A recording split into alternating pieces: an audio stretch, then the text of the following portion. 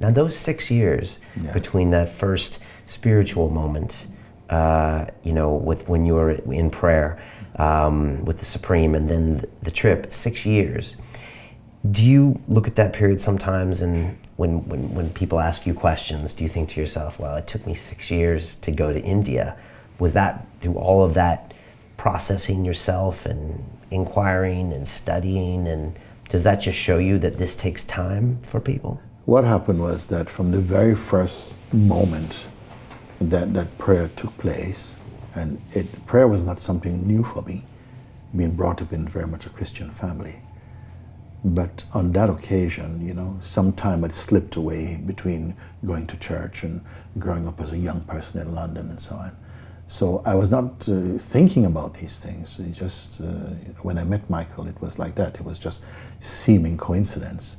But I was so struck by his humility and just it was just so natural. Like you meet someone and you like them immediately, and somehow his presence opened up questions in me to ask, until the point that I asked him one day, after maybe just a few weeks of meeting, I said, Michael, next time when you pray, will you pray for me?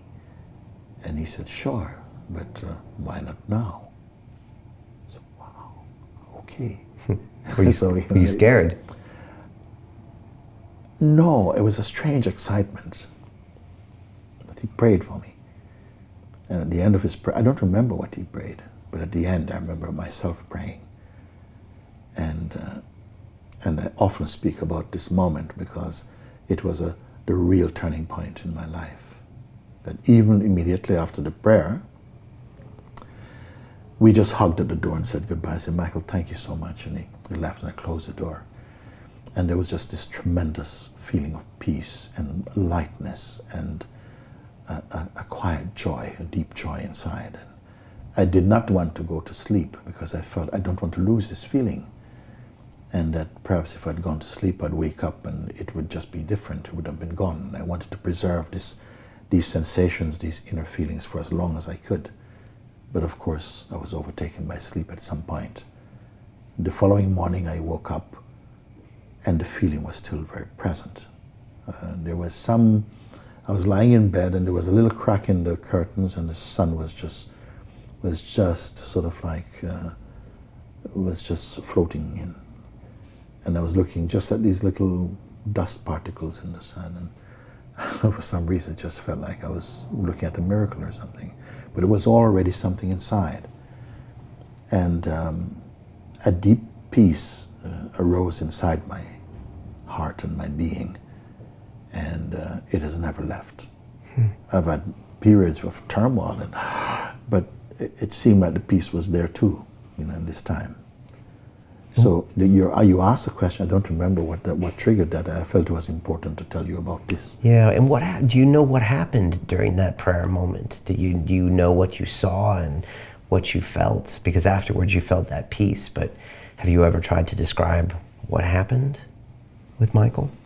No, I felt it was very. It was just very, very. I felt very clear inside my heart that I'd met God. I met God. I had no doubt about it. I wasn't deliberating about it. All I knew is that I don't want to lose this feeling. That's all. I didn't think much about it. I felt like the luckiest being alive at that point. And so the years leading up to going from 1987 until I had the privilege and opportunity to go to India, every day felt like it was miraculous for me. The way that I would meet people, and also, I was teaching and so on, and that came to an end, and things were just, it was not all, a bed of roses. Right. But something behind was not changing, but my life in front was changing a lot. Okay. And you moved in with your sister at the time? Yes, so after I went... Because you weren't really focused on necessarily the outside world at that point and making money and all that. You were really on an internal journey. Yes. And so I was never really so much drawn by money or so, no? Okay. But I was so... deeply moved by what was happening inside, that my interest in the outer play of life was not so strong, you know. Okay. I enjoyed being by myself and sitting alone. And just yesterday I was talking about this, that because even in my apartment now, I have a piece of tree which I found in my local park, Brockwell Park. They just cut a tree, and I used to look at this tree. It turned it upside down, so the roots part was up, and we sliced it off there. And it used to be in my room. I used to look at this tree, and I had this feeling, I have to become as quiet as you. I just to spend this time like this. What does that mean, as quiet as you? Meaning that I perceived that the tree was so empty and so silent, and I could feel the sound of existence in me. You had started your self-inquiry. No, it wasn't an inquiry. It wasn't an inquiry at that stage. It was just an intuitive feeling that because also the way that my sleep was taking place and things were happening in my sleeping time, that it was all like I was on a 24-hour transformation or something. Nothing deliberate. I was not forecasting, but I just wanted to speed things up. I just felt if it feels good like this now, then I want to go all the way. It was so strong that because prior to that I feel like I'm just a coward in life and not anything so special. No direction. Well, no direction. I mean, I had a very creative life. I was working as an artist. I was very, very much involved in that. It was almost an obsession of painting.